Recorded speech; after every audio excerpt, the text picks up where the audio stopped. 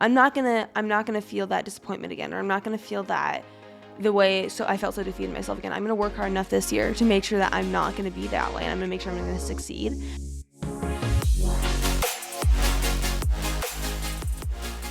Hello everyone, we are Greg and Jacquie Francis, and welcome to High Performance Parenting, where our passionate goal is to encourage you to raise champion children in a crazy world. Every week we will bring you multiple episodes from our extensive experience of raising our six happy, healthy, successful, godly kids who are confidently equipped to win big in life. We deeply believe that any parent who is provided with the right knowledge and continual support can raise amazing kids. And when they do, all of our futures get better. If raising up future generations of absolute champions matters to you as much as it does to us, here's how you can contribute.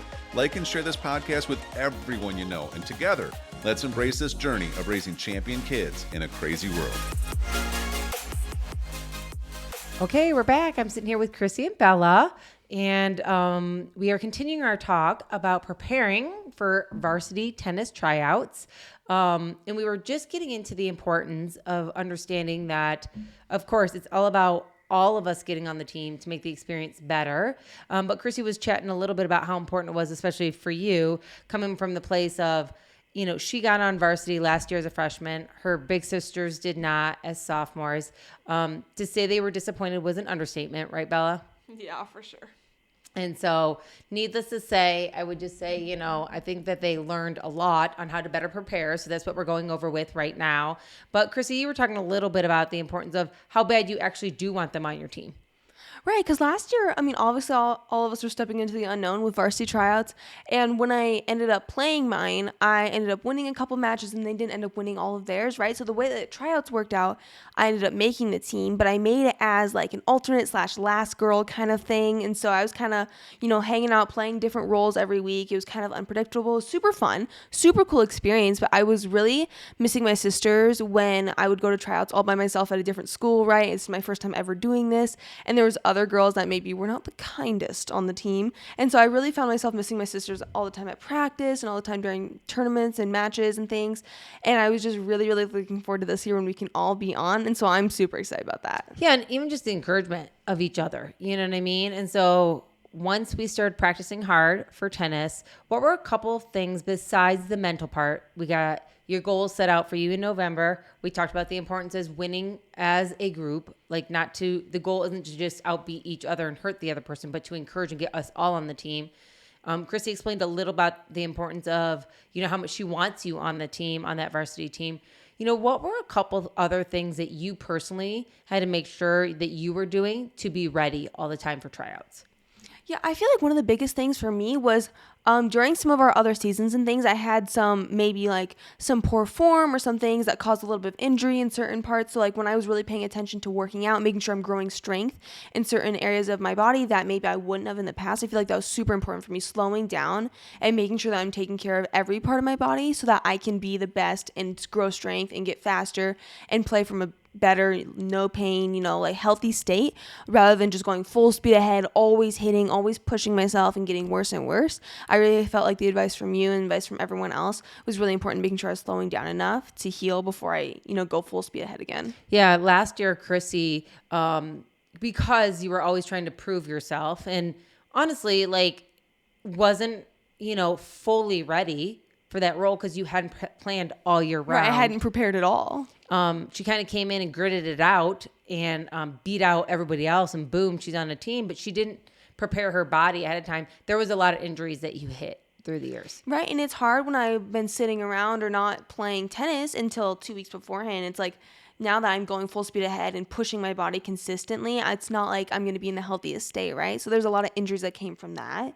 And so I think slowing down to heal is one of the biggest things that I've had to do. Yeah, for Chrissy personally, she dealt with some back issues and ankle type issues. And I will tell you, one of the things I'm proud of her for, again, because she knew her goal, which is to get on varsity again for tennis. Tennis practices 5 days a week, several hours each night, plus then, you know, tournaments and everything like that during the week. And so then they get home and their bodies are worn out and they go back right away the next day. So one of the things she had to realize that she better really strengthen herself. So when the time comes, she's just not, you know, putting quote unquote a Band-Aid on it and hoping that it'll go away before the next day or the next tournament. So she did. She slowed down a lot this season, got her into some good routines for, strengthening all of her different muscle groups. And that way also she prepared herself better by making sure she's actually, swinging her racket correctly. That she's actually, when she is doing something like, serving or something, the first point, making sure that she's not overdoing something just to maybe impress somebody, but to do it for a position of strength. Is that what you would say? Right. And it's a bunch of different things that I really had to change this year to ensure that I don't get injured again. Because, like, for instance, even just the way that I would run straight onto a ball, turn right away, whip it across the course, run straight to the middle. It's like I learned how to shuffle better, I learned how to, use less movement to be more effective, right? Or even when I'm serving, I had a really kind of complicated thing that I jumped into the court and I was really rough on like my ankles and my back, right? So I changed complete my serve, have more spin, more consistency so I can make it more often, right? Or even ways I just like approach the net. I have less steps for more efficiency and things. So I feel like I really changed my game and really thought through how I wanted to play in order to be most efficient and least injured. And so I felt like a lot of ways changing that up has really improved my game. And helped your confidence. And helped my confidence for sure. Right. Because like when you put a Band-Aid on something and you still know it's there, you're like, okay, is it going to flare up? Is it going to get worse? Am I going to like fail mid-match? Like what's going to happen? But now that I know I'm consistently on a good track and I know what to do if some things do happen, right? I'm way more prepared in that sense too. How about you? What were a couple things that you had to prepare yourself for? Yeah, for sure. A couple things that I felt like we had to prepare, well, me specifically had to prepare better for this season is incorporating strategy, because honestly, the coaches don't really care how it looks when you're winning as long as you win, which I feel like I'm more of a hard hitter, but the coaches don't care how hard you hit the ball if it's not in or if you don't win. You know what I mean? So definitely having to kind of like work on that the last couple of weeks have been big. It helps me feel more confident knowing that, what like right now at our level, you're trying to just keep it in play one more time than the other girl, and that consistency is key in all your strokes. So sure, you could be acing someone one day, but if your serve's not great, then it doesn't matter the next day. So I think just learning the last couple of weeks that consistency is key, and just keep doing the things that work and what will help you get the W. Yeah, I think that's so important, especially since sometimes we just get so confused thinking that I need to make it look fancy. Yeah. Right. Yeah. Coaches call it, what do they call it? It's like showy tennis, or they think it needs to look glamorous. But really that's just a lie. Like for sure, it doesn't matter. It just, coaches look at the page, did you win? Yeah. And that's all that matters. It doesn't look, you have to get used to ugly tennis if you want to get the ball over the net sometimes. So I think the final keys as we're going into 1 week, literally beforehand, they have kind of like a club tournament this weekend that's on Friday and Saturday. And the cool part about it is one or two of the people that are trying out for varsity will be playing this weekend. So not only, of course, do we want to beat them and bring our strength, but more importantly, study what's going on. I mean, they could come in and expose themselves in ways that might help you for tryouts next week. And that's the plan.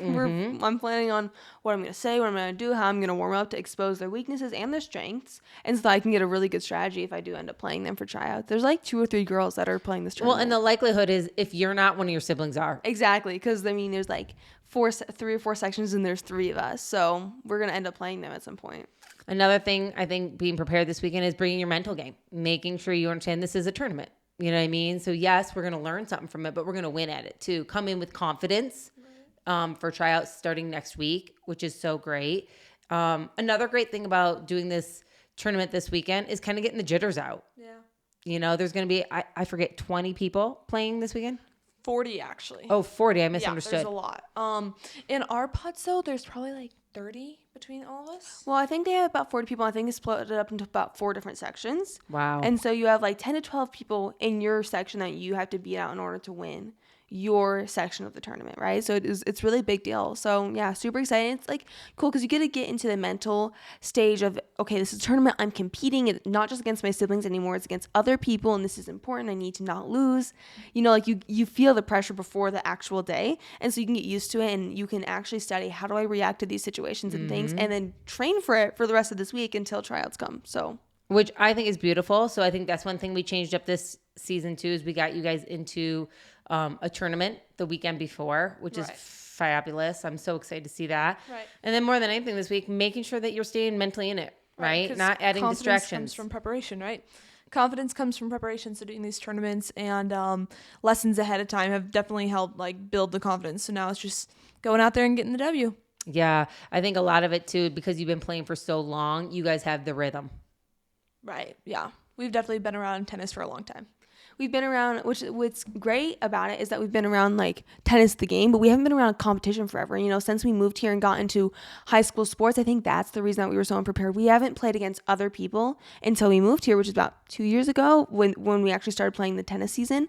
And so I feel like that was a brand new thing, and it's an entirely different version of tennis. When you're doing drills, you can look good, right? You can hit good. It's just practice. But when you're in competition, it's in a whole entirely different feel. And so I think getting into competition earlier has been really helpful.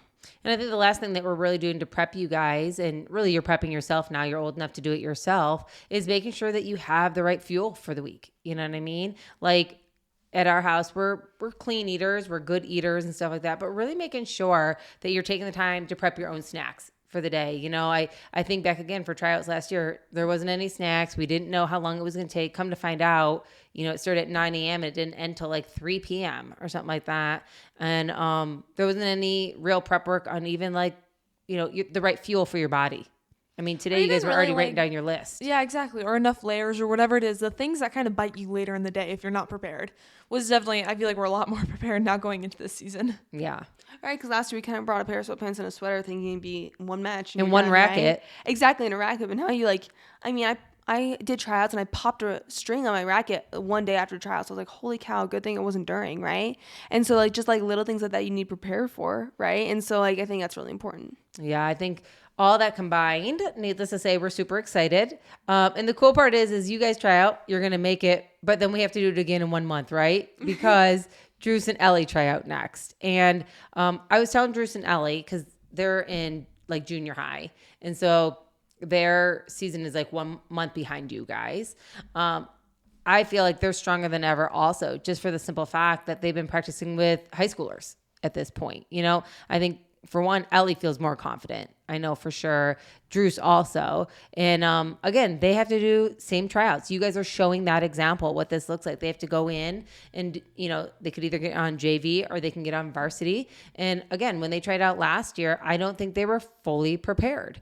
I think if there's one thing I can say, though, that, you know, stay in the mental game is when Chrissy tried out for for varsity during junior high, she made JV. At the time, you were super disappointed, weren't you, in 8th grade? Well, what's unique about junior high is that even if, for instance, I ended up making like bottom of varsity in middle school, but every single week you have what they call challenge matches, so you have an opportunity to either bump up or bump down. Yeah. So I remember there was 1 week I was basically playing an alternate all season for varsity, but then there was 1 week I lost 2 of my challenge matches, got bumped down to JV, and I played a JV match and I got so mad. I was like, I'm not gonna bump down to JV and have to play JV again. But then I ended up having to. Like I ended up not being able to go to districts for varsity, right? And she was super disappointed. Her brother got to go on varsity. You did not. And it was a hard conversation, right? Yeah, it was really tough. And I really feel like that was added to my motivation for next year, because I feel like one thing I'm like, I'm not gonna feel that disappointment again, or I'm not gonna feel that the way, so I felt so defeated myself again. I'm going to work hard enough this year to make sure that I'm not going to be that way, and I'm going to make sure I'm going to succeed. And so I feel like that's part of the drive and motivation. And I think that's a little bit why you bumped up to varsity in high school. And I feel like Abby and Bella might have that little drive in them this year. Oh, yeah. That, okay, it didn't work out exactly like you had planned. Yeah. But you know what I'm proud of my kids for, and as we wrap it up here, is that, you know, quitting is not in our blood. You know what I mean? And just because last year maybe didn't work out exactly like Abby and Bella wanted, which was to get on varsity with their younger sister who made it, you know what? There's no quit in us. You're coming back this year stronger. You've prepared better than ever. Your mental game is stronger than ever.